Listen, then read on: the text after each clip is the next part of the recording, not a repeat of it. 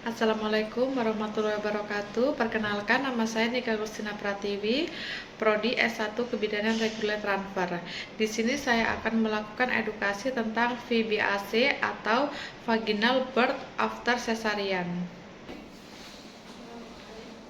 Waalaikumsalam, silakan masuk. Silakan masuk, Bu. Silakan duduk, Bu. Terima kasih ya Bu. Satu dulu ya Bu ya. Bu, ya Bu. Sebelumnya perkenalkan, nama saya dengan Bidan Nika. Mohon maaf, dengan Ibu siapa? Ana. Dengan Ibu Ana.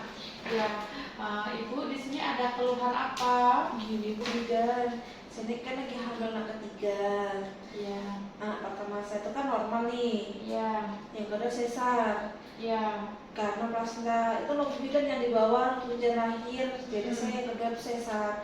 Kayaknya saya kan pengen normal Bu Bidan. Kira-kira bisa nggak ya Bu Bidan ya lahir normal Bu Bidan anak ketiga ini ya? Oh iya, Bu Bidan. Ini usia Bu Ana berapa tahun sudah?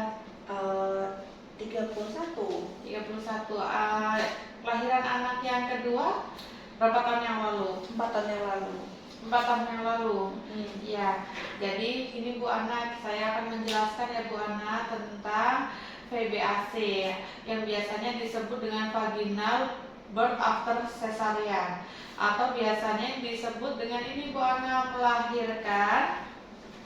proses melahirkan ke vagina setelah melakukan operasi sesar. Jadi anak yang sebelumnya ini lagi dikandung itu cara persalinannya dengan cara disesar ya Bu Ana.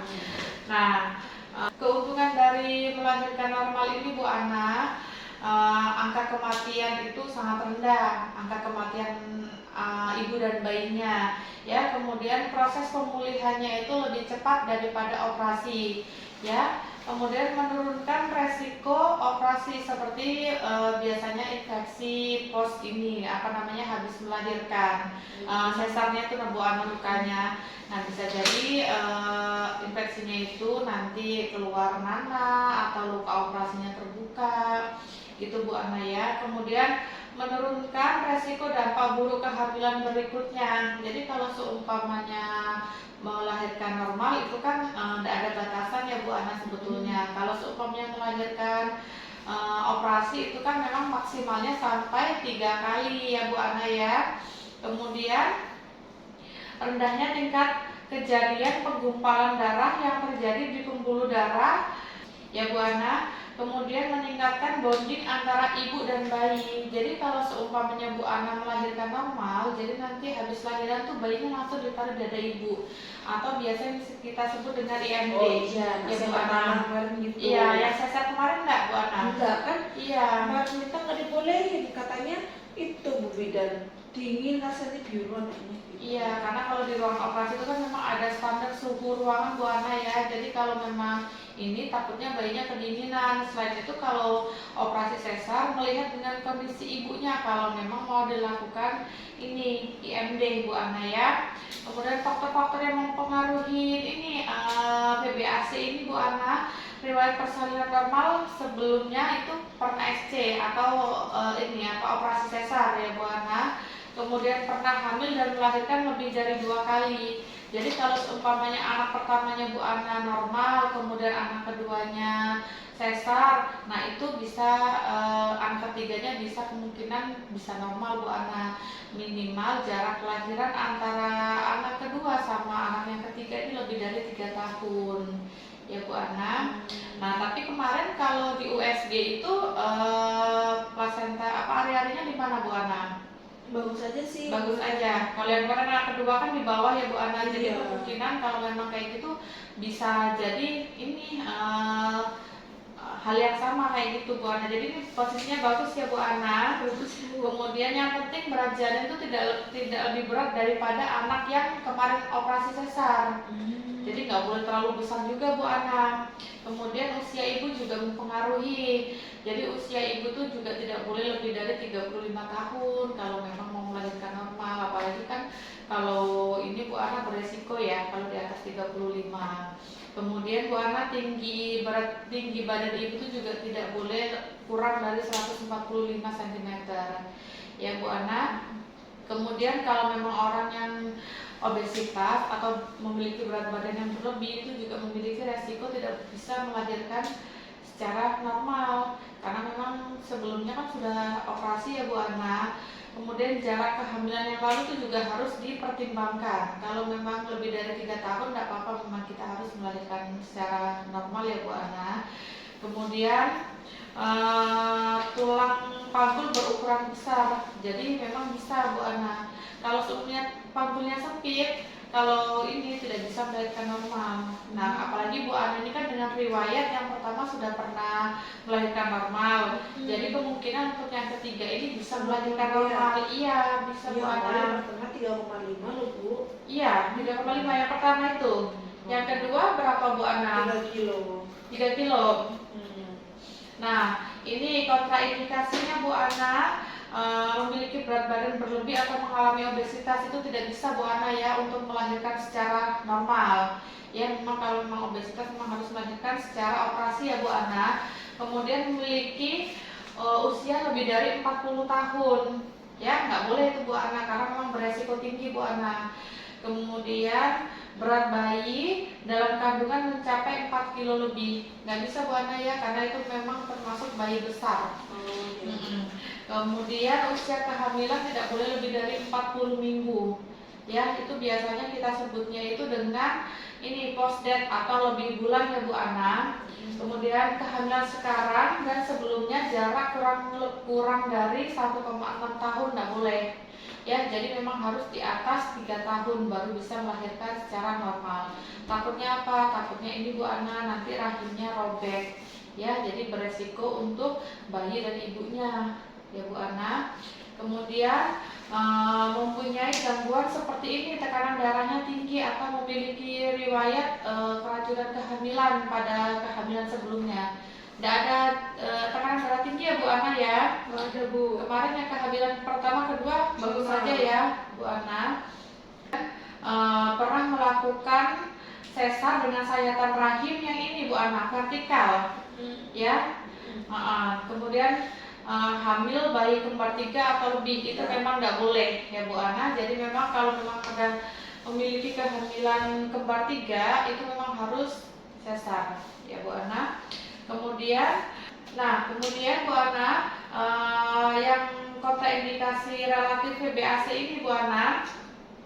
Nah, yang memiliki riwayat SC 2 kali itu memang tidak diperbolehkan ya Bu Ana yang memiliki riwayat SC 2 kali, karena kalau memang sudah anak pertama SC, anak yang kedua operasi juga, jadi nggak boleh anak yang ketiga ini dilahirkan normal ya Bu Ana, memang harus ini operasi juga ya. Kemudian faktor lain yang berhubungan dengan robekan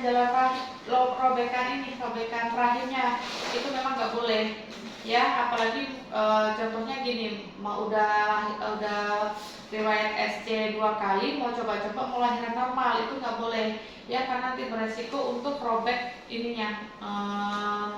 rahimnya Bu Ana. Nah, resikonya apa sih Bu Ana kalau memang mau melahirkan normal? Pasca habis operasi resikonya yaitu kegagalan melahirkan secara spontan ya. Kemudian bisa terjadi robekan rahim, terus perdarahan biasanya, kemudian infeksi, cacat pada bayi. Nah, biasanya Bu Ana kalau memang sudah sampai robek rahimnya bisa jadi dipotong rahimnya Bu Ana. Baik juga ya Bu ya berarti ya. Iya, jadi memang kalau seumpamanya ini memang harus benar-benar dipersiapkan kalau memang mau melahirkan secara normal habis operasi gitu ya Bu Ana. Nah, persiapannya kalau memang mau melahirkan ini normal, ada persiapannya Bu Ana ya. Yang pertama, memutuskan lahiran dengan normal. Jadi memang dari sekarang memang sudah dipersiapkan kalau memang saya nanti akan melahirkan secara normal. Jadi benar-benar dimantapkan Bu Ana kalau memang nanti mau melahirkan normal. Contohnya Bu Ana nanti akan melakukan yoga hamil atau senam hamil, memang harus dipersiapkan dari sekarang ya Bu Ana. Oh iya Bu. Kemudian siapa penolong persalinan, memang dari sekarang memang harus disiapkan, entah itu dokter atau bidan, tapi kalau bisa dokter aja karena kan memang dengan riwayat, ya dengan riwayat pernah operasi sebelumnya. Nah kemudian tempat persalinan. Nah, tempat persalinan ini Bu Ana, kalau bisa memang tempat persalinan ini harus yang mempunyai ruangan operasi. Ya seperti rumah sakit ya Bu Ana, karena nanti kalau seumpamanya gagal melahirkan normal, bisa dilakukan operasi dan tidak harus ibaratnya gini Bu Ana, tidak harus merujuk ke sana kemari. Ya jadi langsung tindakan. Apalagi dengan kondisi yang sudah pembukaan lengkap ini kan sudah di luar Bu Ana pasti sakitnya luar biasa ya Bu Ana. Dan pendamping persalinan itu memang Bu Ana harus siapkan, mau suami atau keluarga memang harus ada pendamping persalinan ya. Kemudian donor darah, meskipun Bu Ana sudah dicekkan HB-nya normal, tapi kemungkinan bisa jadi kalau orang melahirkan kan perdarahan, jadi memang harus ada persiapan standby ini yang pendonor darahnya Bu Ana ya. Kemudian alat transportasi untuk ke rumah sakit ya memang harus disiapkan mulai dari sekarang, biar nanti kalau memang pas waktunya mau melahirkan nggak buru-buru mencari alat transportasi ya, karena kan ibaratnya kalau ibu melahirkan kan emergensi ya Bu Ana. Kemudian biaya persalinan juga harus disiapkan ya Bu Ana, seperti asuransi, BPJS bisa ya Bu ya? Bisa BPJS, mau cash, asuransi atau biaya perusahaan atau BPJS juga boleh. Dan mulai dari sekarang memang harus dipersiapkan. Nah kemudian pengambil keputusan juga memang harus disiapkan ya Bu Ana, entah siapa, mau suaminya atau keluarganya memang harus dipersiapkan. Takutnya sewaktu-waktu kalau memang seperti yang saya jelaskan tadi, Bu Ana tidak bisa melahirkan normal di tengah jalan gitu Bu Ana ya, jadi memang sudah siap yang mengambil keputusannya. Nah kemudian perlengkapan ibu dan bayi itu juga sudah harus siap sampai ya. Jadi memang kalau sudah waktunya, saya sudah waktunya udah mau lahiran, kenceng-kenceng nih atau gelombang cinta sudah datang, jadi tinggal angkut aja itu Bu Ana ya. Nah dari sini ada yang mau ditanyakan lagi Bu Ana? Dan kemudian cukup jelas. Ya, untuk mengevaluasi bisa Bu Ana menjelaskan kepada saya ya Bu ya. Nanti kalau memang ini kita diskusikan kembali. Tadi bisa jarak kehamilan kalau untuk PPAC minimal 3 tahun. Ya. Pernah melahirkan normal. Yang pertama misalnya, anak kedua sesar, bisa coba normal. Terus umur tidak boleh lebih dari 35 tahun. Iya Bu Ana. Terus persiapannya apa Bu Ana tadi? Persiapannya harus juga hamil, hamil. Persiapan lahiran memang ya.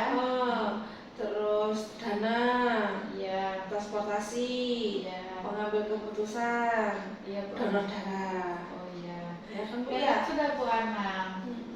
Terus kontraindikasinya nggak boleh itu ya Bu ya. Kalau misalnya bekas sesar 2 kali itu nggak boleh. Memang sudah paten ya Bu Ana, nggak boleh dilakukan memang. Hamil ketiga, Mbak, boleh. Iya. Ya kan Bu Bidan ya? Iya benar tuh Bu. Terus Pak? Terus bayinya nggak boleh juga. Dari 4 kilo. Iya, 4 kilo itu nggak boleh ya Bu Ana. Tapi harus bawa dari 4 kilo. Kalau bisa nggak sampai 4 kilo ya, 3 kilo aja. Iya. Sampai ya. Dan bisa lah. Diet ya Bu ya? Iya diet, nggak boleh obesitas. Oke. Ya. Sudah paham ya Bu Ana? Sudah paham. Iya. Jadi saya akan ikut yoga hamil. Iya, jadi Bu Ana memang harus memantapkan hati untuk melahirkan normal ya.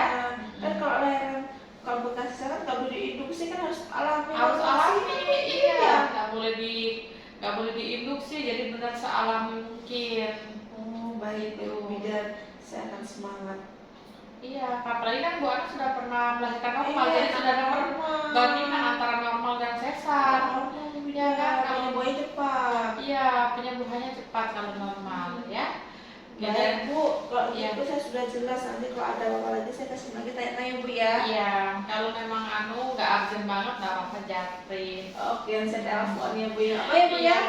Iya, nggak apa-apa. Terima kasih atas semuanya Bu Bu Ana ya. Makasih, sehat selalu Bu Ana. Sama. Setelah melakukan edukasi, maka dokumentasikan ke dalam file. Terima kasih.